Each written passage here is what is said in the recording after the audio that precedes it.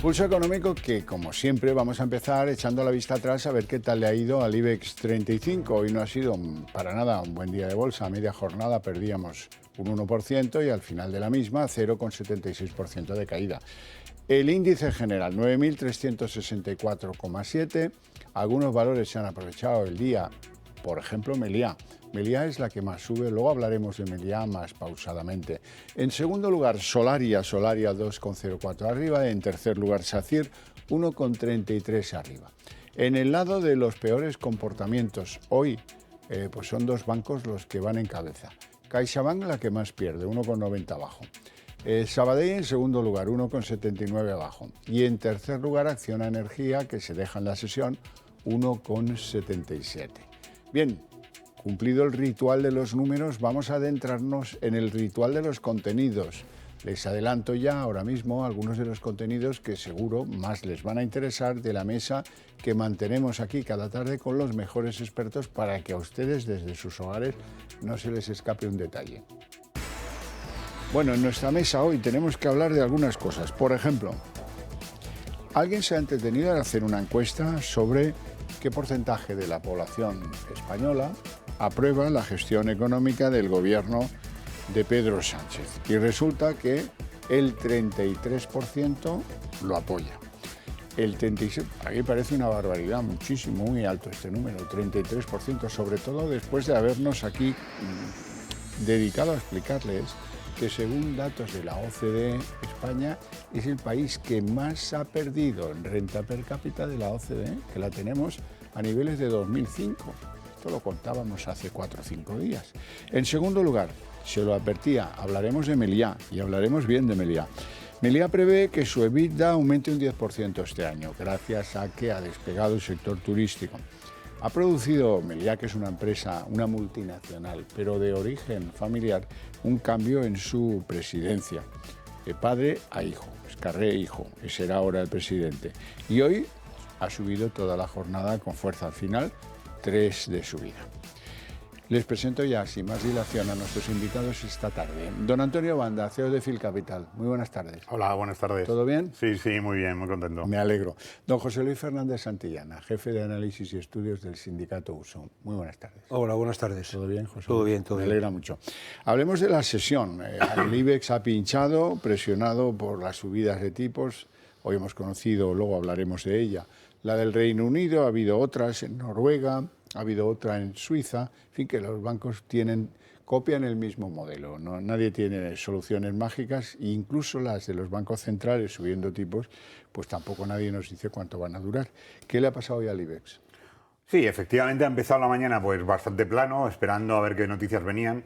Se suponía que iba a haber una subida de tipo, desde luego la subida de los 50 puntos básicos, pocos en el mercado la esperaban, ¿no? Y sobre todo después de los datos de ayer de inflación, y como hablaremos luego, yo creo que el mercado claramente se ha contagiado en el momento de la subida, y pensando que además ayer Powell también dijo que los tipos de interés tampoco van a empezar a bajar, o sea que a lo mejor está más en el lado de las subidas que en las bajadas, nos encontramos con un mercado preocupado de qué puede pasar, más que por el hecho de las compañías, que parece que el tema micro está yendo bien, por el hecho de que el macro puede empezar a preocupar tanto la inflación como el crecimiento. Don José Luis. Sí, yo creo que la sesión ha empezado a la baja, seguramente porque estaban esperando, ¿no?, algún resultado de los distintos bancos centrales.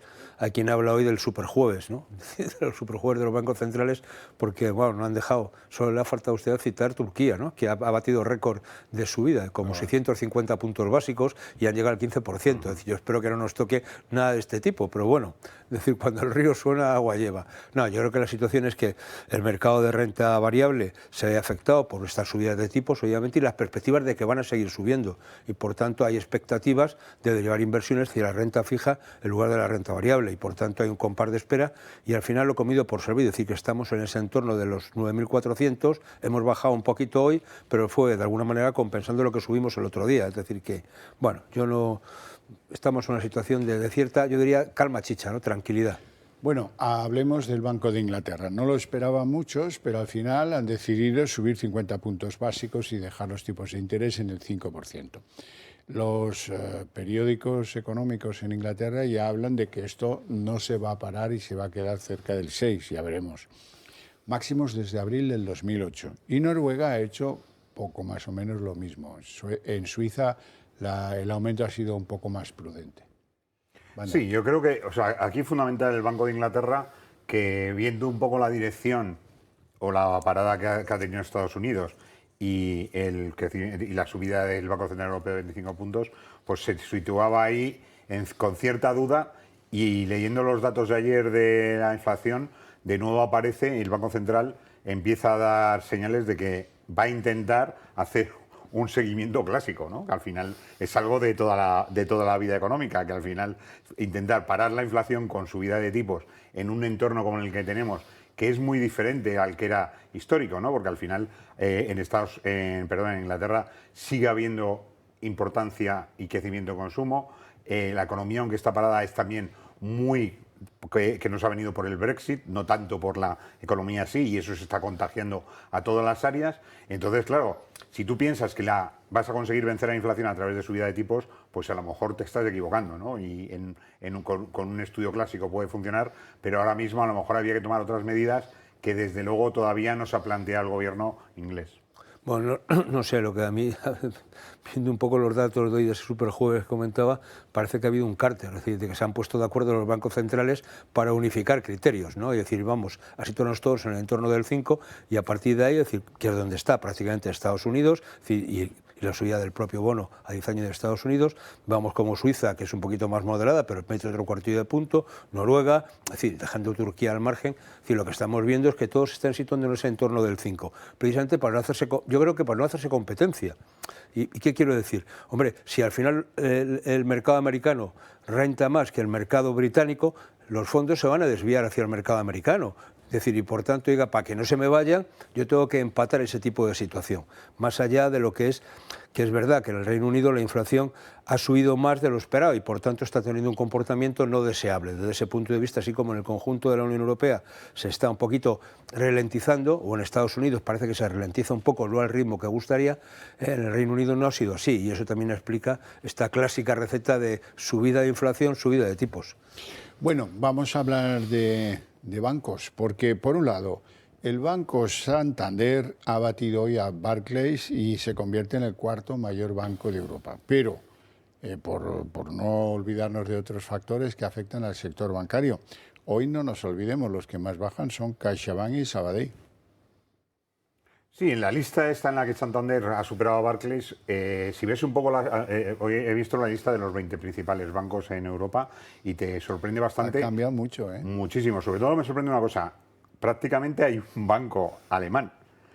Franceses hay casi 7, ingleses hay unos cuantos también, y bueno, españoles tenemos 2, pero que aún así ves que la estructura bancaria de Europa en general ha evolucionado mucho en los últimos años y que quien manda ahí son los grandes bancos. O sea, tienes HSBC el primero, pero los dos siguientes son BNP y Crédit Agricole. O sea que si suman los dos, casi es más que doblar el peso de HSBC. Entonces, claro, dices, o sea, la estructura bancaria europea ha evolucionado mucho y todavía no hemos tenido fusiones entre países. Por lo tanto, yo creo que Santander, y creo que también es una de las cosas que vamos a ver, es que juegue una posición de estar por arriba porque están los americanos ahí preparados para desembarcar, ¿no? Que es otra cosa que hemos hablado muchas veces, que todavía no se ha producido, pero que puede ser un formato muy fácil para unir bancas de distintos países, ¿no? O sea, poner un líder por encima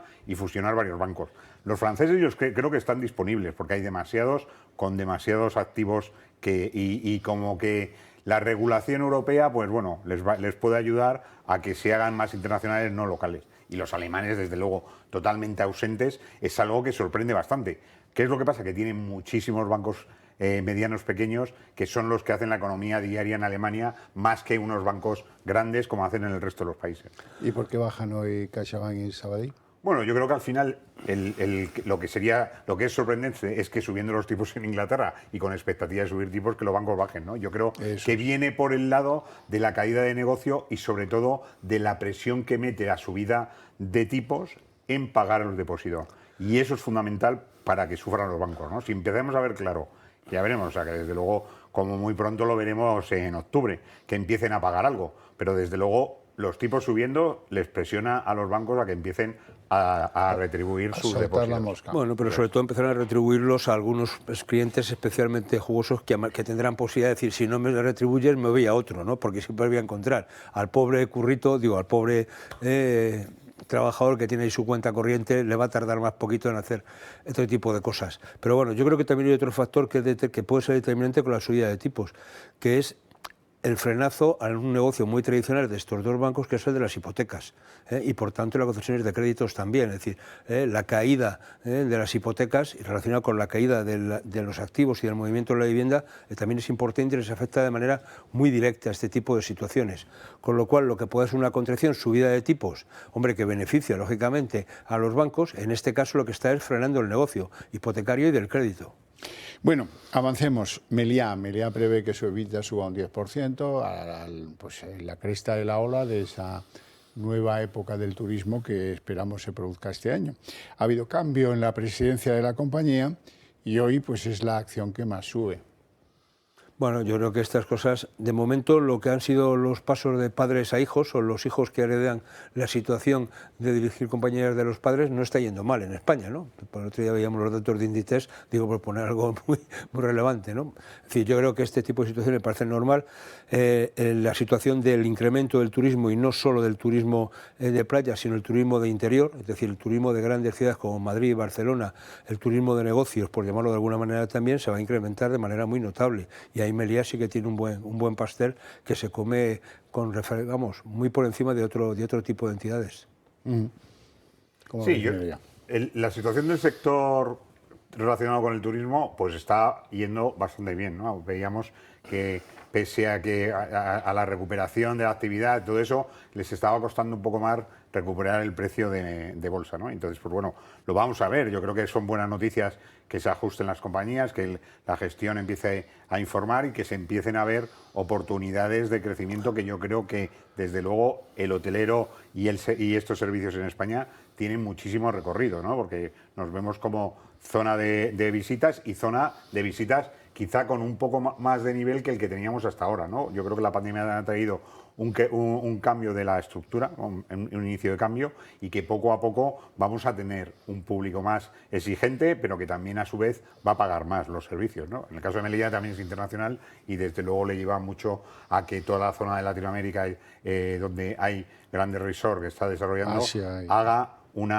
haya hecho una apuesta y que se convierta España en el hub de desarrollo y de distribución de esos clientes por todo el mundo. Hoy hay que congratularse de que haya hecho su trabajo la Comisión de Mercados y de la Competencia. ¿Por qué? Pues porque pues alguna sospecha deben tener, no lo sé, pero han empezado a hacer revisiones in situ en las sedes centrales de algunas compañías, por ejemplo Naturgy y por ejemplo Endesa. A eso hay que acostumbrarse, no vale que hagan lo que quieran y que puedan, pues en algún momento, hacer lo que más les conviene contra el criterio del interés general. No, hombre, aquí haciendo esto del refrán popular, ¿no? Que una inspección al año no hace daño, ¿no? O sea, y si es una vez a la semana, sería una cosa más sana, pero vamos, tampoco hay que pasarse. Pero lo que está claro es que hay ciertas sospechas de que puede haber un cálculo a la hora de fijar precios por parte de las dos grandes compañías o de algunas compañías del sector energético. Es curioso, ¿no? Que al final, cuando quieres mirar las posibles ofertas, digas si no hay tanta diferencia, ¿no? Es decir, ¿dónde está el mercado libre, no? Pues hombre, libre, poquito, ¿no? Es decir, más allá de una oferta puntual que te puedan hacer en función de... A mí me parece bien que la Comisión Nacional del Mercado de Valores y de la Competencia haga su trabajo, que investigue, que evite que de alguna manera se pongan de acuerdo para alterar, porque en el fondo es una alteración de los precios y que por tanto defienden el libre mercado. Bueno, manda. Sí, yo creo que viene todo eso de la mano de que efectivamente estamos viendo que hay como mucho ruido sobre la distribución de energía, pero luego muy pocas nueces, porque realmente lo que te ofrecen... Y de gas ni hablemos. Eso, o sea, en el sentido de que todo está metido dentro del mismo paquete ya, ¿eh? O sea, el cambio de luz, de gas o incluso de teléfono, eso de las cosas que desde luego por llamadas de teléfono es lo que más recibimos todos. Hay pocas posibilidades que el efecto de cambio de distribuidor en cualquiera de esos tres operadores de servicios lleve a que realmente un cambio no te suponga nada. Y yo creo que es un poco lo que están mirando ahí. O sea, es más el cambio que el hecho de que el cliente gane algo más. No, con si el cambio. la O sea, que al noticia final es te que la cuesta más. Comisión de Precios actúa, de la Competencia actúa. ha ido a ver a una compañía, Sí, o a dos, fíjate, si no es noticia eso. Es sorprendente. Bueno, todavía peor. Les voy a dar un disgusto. Hay un 33% de encuestados en una encuesta, no lo sé si está bien o mal hecha, que no nos ven. No nos ven porque solo si no nos ves eres capaz de decir que apruebas la gestión económica del gobierno Sánchez. Vamos a verlo. Los españoles le dan un suspenso a Pedro Sánchez y a la gestión de su gobierno, al menos en lo referido a lo económico. Así lo demuestra un estudio para el diario La Información, donde apenas un 33,8% de los españoles está de acuerdo con la política que ha llevado el gobierno en esta materia. Una gestión que ni termina de convencer a la gran parte de sus propios votantes, pues solo la mitad de los encuestados, un 56%, respalda al PSOE. Pero no solo es esto, hace pocos días conocíamos otro dato alarmante, y es que la renta per cápita española cerró el 2022 con 24.580 euros, prácticamente al mismo nivel que en el año 2007. Por lo tanto, hemos perdido, nos hemos empobrecido. El gobernador del Banco de España, de hecho, ha vuelto a alertar sobre la situación económica del país, pues nuestra brecha con Europa se ha disparado. Y estando como estamos en estos niveles de pérdidas económicas, realmente hay un 33% de los españoles que están contentos con las acciones en esta materia del gobierno. ¿En serio? Sí, es bastante de poner en duda. Bueno, haciendo un juego con los números, ese 33% sería todo ese conjunto de gente que suspende los exámenes, es decir, que se han sacado un 3 y por tanto usted, mire, no ha pasado, ¿no? Es decir, que esta gente no es muy de fiar desde ese punto de vista. Pero he dicho, hombre, este gobierno si peca de algo es de complacencia y de exceso de complacencia. Es decir, uno escucha al presidente del gobierno, a alguno de sus ministros, diciendo, bueno, que somos los campeones de todo, ¿no? Es decir, que somos los que más crecemos, que somos los que más empleo generamos. Oiga, pero si miran los datos, vamos a la cola de Europa en empleo, o somos campeones de desempleo como queramos. La media europea. Claro, sí, no, pero y somos En felices, deuda ¿no? somos campeones Vale, que también. somos los que más estamos creciendo, sí, ¿por qué no dicen que somos los que más crecemos? Porque somos los que más caímos. Claro, es que al final, como todos son términos relativos, Los que el juego... recuperamos más tarde. Claro, es decir, todavía nos van a decir que no, que ya para el verano, como ya en el primer trimestre todavía nos quedamos casi a punto de recuperar el PIB, que ahora ya lo habremos recuperado, seguro, hombre, bueno, bien, pero los últimos. Pero es que yo olvidé el dato, es decir, me parece muy significativo el hecho de que nuestra renta per cápita esté a los niveles de 2007. Es decir, que eso quiere decir que hemos perdido muchos años, toda la crisis anterior y la del COVID no la hemos perdido, es decir, no hemos ganado en riqueza y estamos como 7.000 euros por debajo de la media europea en renta per cápita. Esto es una auténtica pasada. Hoy veía un dato, y mañana, un informe que estamos concluyendo ahí en el sindicato de la USO, decir sobre las rentas. Oiga, es que este salario medio que ha salido ahora, la encuesta trimestral de coste laboral, el salario medio del primer trimestre de 2023 es inferior al salario medio del último trimestre de 2022. Oiga, si es que estamos cobrando menos, es que he ido a mirar las bases de cotización y las de los contratos indefinidos en todas sus modalidades, a tiempo completo, a tiempo parcial o de fijo discontinuos, son en 2022 inferiores a las 2021. Oiga, eso lo que está reflejando son los ingresos reales que tiene la gente y por los que está cotizando la Seguridad Social. ¿Cómo se puede estar sacando pecho y diciendo que con 21 millones de empleados esto es la bomba? Sí, la bomba es la que nos va a explotar porque más de la mitad de esa gente está trabajando con jornadas parciales, no completa una jornada de trabajo y está por debajo de 600 euros, 700 euros. Y cotiza por esa proporción. Así es. Banda. Sí, además somos los reyes de la revisión de datos. O sea, nos gusta mucho decir una cosa y cuando lo revisamos decimos, eso es un cambio de mucho opinión. mejor de lo que habíamos esperado, porque hemos Don subido. Antonio, eso es un cambio de opinión. Sí. Estamos en el cambio de opinión, no en la mentira. Eso es verdad. Muy agudo, muy agudo. Estamos en... Entonces, si todavía un tercio de españoles se cree que estamos bien, pues bueno, no sé cómo lo van a afrontar, pero ya nos queda un mes para saber qué va a pasar con eso y si realmente estás contento con la economía, pues... Traten de informar a los pobres que no tienen ni idea. Trátenlo. Es una obligación de los que vemos claro dónde nos lleva el sistema este. La firma de hipotecas, antes lo decía José Luis, ha caído una burrada, ha caído un 18,3% en el mes de abril. Eso se explica por la evolución del Euribor, por el encarecimiento de los tipos de interés, las hipotecas son mucho más caras y bueno, pues han caído el número de préstamos que se han suscrito en las notarías para contratos hipotecarios. El número de hipotecas constituidas sobre viviendas bajó un 18,3% el pasado mes de abril respecto al mismo mes de 2022, hasta sumar 27.053 préstamos, la cifra más baja desde diciembre de 2020, según los datos difundidos este jueves por el Instituto Nacional de Estadística. Con el descenso interanual de abril, la firma de hipotecas sobre viviendas encadena 3 meses de tasas negativas, tras la caída del 2% que se anotó en febrero y del desplome del 15,7% del mes de marzo.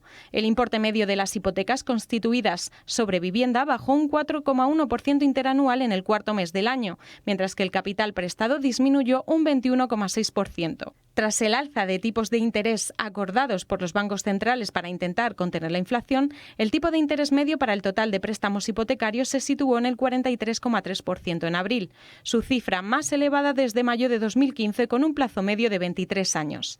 En el caso de las viviendas, el interés medio fue del 3,09%, su valor más alto desde abril de 2017, con un plazo medio de 24 años.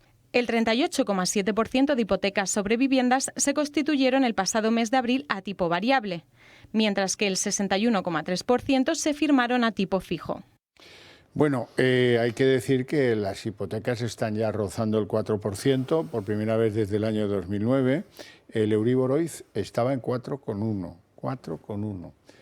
Sí, pero ese 4,1 más un diferencial que tiene todo aquel que tiene un crédito hipotecario, decir que ese diferencial puede estar desde el 0,75 al 1 o 1,25, es que se van por encima del 5 a poco. Eso estamos diciendo que vamos a pasar a incrementar en una hipoteca media pues más de 300 euros mensuales o 350 y en algunos casos por encima de los 400 y 500. Oiga, esto supone en un salario medio una auténtica barbaridad, ¿no? Es decir, que mucha gente vamos a tener problemas y la gente no deja de pagar.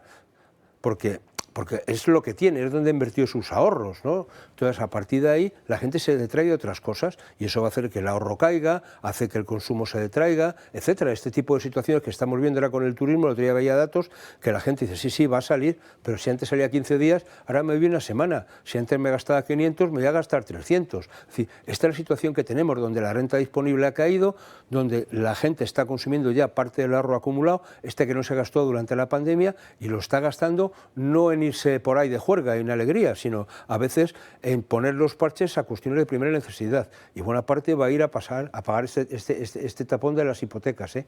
Con lo cual, yo lo que espero es que de alguna medida para que esto no siga creciendo, porque nadie juega las hipotecas a tipo fijo, que están todavía mucho más caras. Es decir, y por tanto la gente se la juega, voy al tipo variable, que espero, como están diciendo, que esto no siga creciendo. Pero bueno, es un arbur, es una ficha que tiras y no sabes si va a salir caro cruz.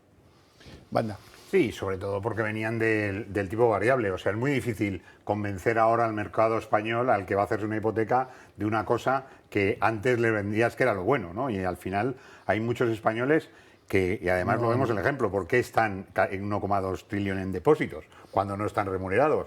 ¿Por qué? Porque al final sus conocimientos, sus necesidades financieras se basan fundamentalmente en ir al banco y dejar el dinero ahí y preocuparse de que esté, no preocuparse de invertirlo. Con las hipotecas es más o menos lo mismo. Has tenido unos conocimientos por tu primo, por tu cuñada, y eso es lo que te ha servido para justificarlo. Y vemos que efectivamente, en cuanto empiezan las revisiones, empiezan las subidas, esto, a pesar de que no incrementa el número de morosidad en el banco, lo que vemos es que la gente efectivamente está haciendo muchísimos más esfuerzos para pagar la hipoteca y aún así lo hace, ¿sabes? O sea, que esas subidas de pago de la hipoteca se están recibiendo y las están asumiendo. Ya veremos si suben más los tipos, si va a poder ser así, porque otra revisión el año que viene por lo mismo que te revisan este año, desde luego es de difícil. Bueno, yo creo que los bancos van a entrar con ese teórico, digo teórico porque es teórico, ¿no? Decir código de buenas prácticas, y en muchos casos los bancos son los propios bancos que dicen, oiga, vamos a renegociar, vamos a renegociar, porque ya los bancos no les interesa seguir haciéndose con un parque de viviendas hasta el infinito, ¿no? Fíjate, por ahondar en una cosa que has dicho tú antes, muchos vamos a entrar en dificultades para atender el pago de la hipoteca, a pesar de querer atenderlo. Eso no lo discute nadie. El otro día, haciendo unos papers, empecé a echar números a ver cuánta gente podría, estadísticamente hablando, podría tener esos problemas. Y me salen 600.000 familias en España. Sí. No. 600.000 familias, Sí, de pronto. Es decir, que es una situación, hombre, que hemos venido de donde unos tipos baratos, donde te has metido, es decir, ¿por qué está cayendo el mercado hipotecario? Es decir, precisamente porque la gente está echando números y porque los bancos están restringiendo el crédito, ¿eh? Es decir, tienes que ir, no digo ya con tienes que decir, vamos, tienes que ir con un pedigrí para que te den el crédito. Y sobre todo porque ya no te dan como antes ese 100% o ese plus adicional, con lo cual la cosa se complica bastante, ¿no? Bueno, no tenemos tiempo para más, tenemos que dejarlo aquí. Mi agradecimiento a ustedes dos por su visita y por sus opiniones, todavía más a ustedes por su paciencia e interés, pero para ustedes tengo premio. A la vuelta de publicidad arrancamos aquí la redacción abierta con todo lo que nos trae la política.